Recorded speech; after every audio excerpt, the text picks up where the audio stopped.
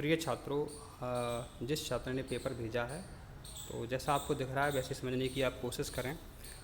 और ये जहाँ से क्वेश्चन भेजे हैं वहाँ से हम आपको बता रहे हैं। तो शिक्षिका ने अपनी कक्षा में कुछ ठोस अपशिष्टों को रखा और आपसे कहा कि कौन बायोडिग्रेडेबल हैं, कौन नॉन बायोडिग्रेडेबल है, माने कौन नष्ट हो जाते हैं, कौन नष्ट नहीं होते हैं। तो ये तो सरल प्रश्न था और लगभग कई लोगों का ये सही गया होगा। अब प्रश्न ने ग्लोबल वार्मिंग के बारे में पूछा था। तो यहाँ पर इतना जो एरिया है बच्चों, ये पीए गैस हो सकती है जो जीवाश्म ईंधन के जलने से उत्पन्न हो रही है। ठीक है। कोशिकीय श्वसन की क्रिया में कोशिकीय श्वसन होता है, जो कोशिकाओं में श्वसन होता है, वो कोशिकीय श्वसन स्वोच्छवाक्ष, मतलब इसका मतलब जो होता है सांस बाहर छोड़ना। ये जो है ये सांस बाहर छोड़ने की बात हो रही है। ये कोशिका में भोजन पच रहा है उसकी बात हो रही है। तो भिन्न होता है कोशिका श्वसन, भिन्न क्या होता है? क्योंकि बच्चों इसका आंसर है बी। क्योंकि कोशिकाओं में बच्चों आप भोजन खाते हैं वो ग्लूकोज में पहुँच जाता है। ठीक है। फिर वो क्या है, कार्बन डाइऑक्साइड और जल में ऑक्सीकृत होता है। आप कार्बन डाइऑक्साइड पुनः फेफड़ों के द्वारा बाहर निकाल देते हो और पानी भी वाष्पीकरण के द्वारा आप नाक से मुँह से बाहर निकालते रहते हो। ठीक है। और ऊर्जा मिलती है अपन को। ये भी अपना समझने वाला प्रश्न था। समुद्र तल से आप 8,000 फुट ऊंचे जाओ, क्या होगा? आपके ब्लड में आरबीसी की संख्या अधिक हो जाती है, आप चमकने लगते हैं, आप लाल हो जाते हैं। सही बात है। पहाड़ों पर घूमने जाओ, 10-15 दिन में आप क्या है चमकने लगोगे। अब है ऑटोट्रोफ्स के बारे में कौन सा कथन गलत है? ठीक है। तो यहाँ देखो, विश्व सूर्य के प्रकाश की अनुपस्थिति में कार्बन डाइऑक्साइड और पानी को, ये आपका गलत है। ये गलत है, आपका आंसर सी है, गलत है। उन रूपों को चुनो जो अधिकांश पौधे नाइट्रोजन को अवशोषित करते हैं। ठीक है। तो ये आपका आंसर बी है। और पौधे एक तरफ प्रकाश के संपर्क में आने पर, तो ये आपका जो प्रश्न था ये सरल था और हमने बताया भी था कि पौधे जो हैं ऑक्सीजन के कारण लंबाई में वृद्धि करते हैं। तो जो कुछ ऑक्सीजन छायांकित भाग पर जमा हो जाता ताकि सेल की संख्या में बढ़ा हो सके। तो ये आपका सी आंसर हमको सही लग रहा है। ये प्रश्न आपका 17वां प्रश्न है। गलत की पहचान करना है आपको। तो इसका आंसर सी जो है ये गलत है आपका आंसर, क्योंकि इसमें लिखा है कि ओजोन परत का निर्माण और क्षरण हमेशा संतुलन रहता है। अगर संतुलन रहता बच्चों तो कई जगह ओजोन परत नष्ट हो गई है, वो क्यों नष्ट हो गई है? तो ये आपका गलत है। अब है किसके द्वारा एक स्तनधारी शरीर से नाइट्रोजन की सर्वाधिक मात्रा उत्सर्जित करता है? तो मूत्र के द्वारा। सिंपल सी बात है। दो न्यूरॉन के बीच संधि क्या कहलाती है? तो सिनेप्स कहलाती है। कौन सा कथन फेफड़ों में वायु में प्रवेश के लिए सत्य है? फेफड़ों में वायु प्रवेश करती है, सत्य है। तो क्या है? जो आपका 73वां नंबर का प्रश्न है बच्चों, ये आपका सी एकदम करेक्ट है। सही प्रवेश करती है और श्वास नली और छिद्रों के माध्यम से फेफड़ों तक पहुंच जाती है। यदि खाद्य श्रृंखला में मौजूद की बात करें तो इसका आपका ये आंसर एकदम करेक्ट है, 2000 किलो जूल। एक छात्र ने प्रयोगशाला में सारे प्रयोग किए, मटर का बीज है, ठीक है, और भ्रूण बन गया। तो उसमें इसका आंसर क्या है? इसका आंसर आपका ये है, ये ऑप्शन सही है, टेस्टा रेडिकल कोटिलिडन। टेस्टा रेडिकल कोटिलिडन, इसलिए आपका ये आंसर एकदम करेक्ट लग रहा है हमको।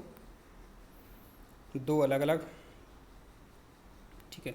इसका अब क्या है, पित्त रस के संगठन में कौन सा घटक शामिल नहीं है? पित्त रस में, तो पित्त में बच्चों कोई पाचक एंजाइम नहीं होता। जो पित्त रस होता है उसमें कोई पाचक एंजाइम नहीं होता, जबकि पित्त में बिलीरुबिन। अब बच्चे ने गलती यहाँ क्या कर दी, इसने लगाने में, पित्त में बिलीरुबिन बिलीवर्डन होता है तो उसने लगा दिया, पित्त रस में होता है उसने तुरंत लगा दिया। तो यहाँ नहीं के चक्कर में बहुत फंस जाते हैं अपन लोग। तो पित्त रस में क्या नहीं होता? तो पाचक एंजाइम नहीं होते। ये क्वेश्चन तो बहुत इंपॉर्टेंट था। कौन सा संक्रमित व्यक्ति जो है आपको बीमार कर सकता है? तो जिसको छींक है वो आपको बीमार कर सकता है, संक्रामक बीमारी को। कौन सा विषाणु रोग नहीं है? टाइफाइड नहीं है, क्योंकि टाइफाइड तो जीवाणु से होता है, बाकी विषाणु वाले। हिरण की छोटी आंत की बात करें, बाघ की छोटी आंत की बात करें, तो हिरण की जो छोटी आंत लंबाई में बाघ की छोटी आंत की लंबाई की तुलना में अधिक होती है। तो ये भोजन ग्रहण करने का तरीका, ये इसका आंसर क्या हो सकता है? इसका है भोजन, उपयोग में लिए गए भोजन का प्रकार, उपयोग में लिए गए भोजन का प्रकार। तो ये इसका आंसर बी सही है। मस्तिष्क का कौन सा भाग श्वास छोड़ता है, नियंत्रित करता है? तो मस्तिष्क का बच्चों वो होता है मेडुला ऑब्लोंगाटा। मेडुला ऑब्लोंगाटा भाग जो है श्वास लेना और श्वास छोड़ने को नियंत्रित करता है। छोटी आंत लंबी है, कुंडलित है, क्यों है? क्योंकि भोजन अवशोषण में वृद्धि करना है उसको। जब रक्त में ग्लूकोज का स्तर जो है गिर जाता है तो बच्चों हम भूख लगती है, क्योंकि ग्लूकोज की मात्रा कम हो जाती है अपने शरीर में। अब इसका आंसर इसने ग्लाइकोजन लगाया है। अब इस देखो यकृत में ग्लूकोज ग्लाइकोजन बदल जाता नहीं, इसका आंसर डी ही सही है। कौन सा कथन सही है? 84 में आपका प्रश्न है, इसका कौन सा कथन सही है? तो इसका आंसर बच्चों अपना चौथा एकदम सही है। मैंने यहाँ जी उपरोक्त सभी सही है। बेमेल जोड़ी की बात कर रहे हैं अपन, तो इसका आंसर जो है हमको ये लग रहा है। प्रकाश संश्लेषण में क्लोरोफिल का क्या काम है? तो इसका आंसर क्या है? क्लोरोफिल का काम क्या है? प्रकाश का अवशोषण करना है। पौधों में ये तो सबका सही किया होगा, पहले परागण होता है, फिर निषेचन होता है, फिर भ्रूण बनता है, फिर बीज बनता है। सिंपल सी बात है, परागण होता है, निषेचन होता है, ठीक है, पहले परागण होगा, सिंपल सी बात है। और इसका आंसर अपन ऐसे निकाला था कि फोटो माना होता है प्रकाश, तो प्रकाश माने एक से अपन को सी मिलाना था।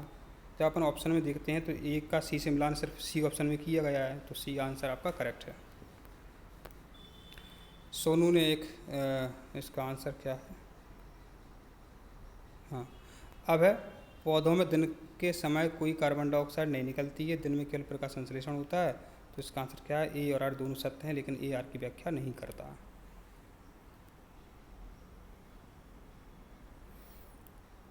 तो जो ये प्रश्न, इसका आंसर सी एकदम करेक्ट है। ए बौने हैं और बी लंबे हैं।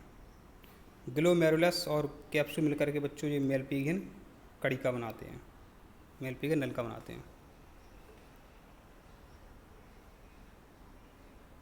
इसका आंसर कमेंट में देंगे आपको 92 का।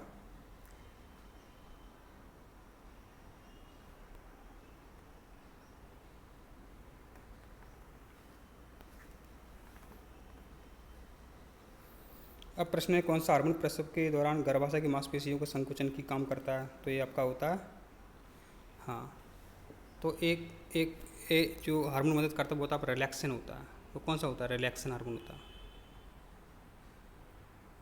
मांसपेशी संकुचन में रिलैक्सेन हार्मोन मदद करता है। ये प्रश्न बहुत सरल पूछा था हमेशा की तरह। टिश्यू कल्चर को माइक्रो प्रोपेगेशन के नाम से भी जानते हैं। ग्लूकोज का एक अणु जो बच्चों 38 ATP देता है। और इसका आंसर भी सबने सही किया होगा, आशा करते हैं, ठीक है। डाई हाइब्रिड क्रॉस है इसका। और इसकी बात करते हैं इसमें राइबोसोम सही है। संघ सिलेंट्रेटा की बात करते हैं इसमें हाइड्रा होता है। तो आप मिलान कर लीजिए, हमको टाइम मिलेगा तो फुल वीडियो बना देंगे इसका और समझा के। अभी हम थोड़े बिजी थे तो देखें आप।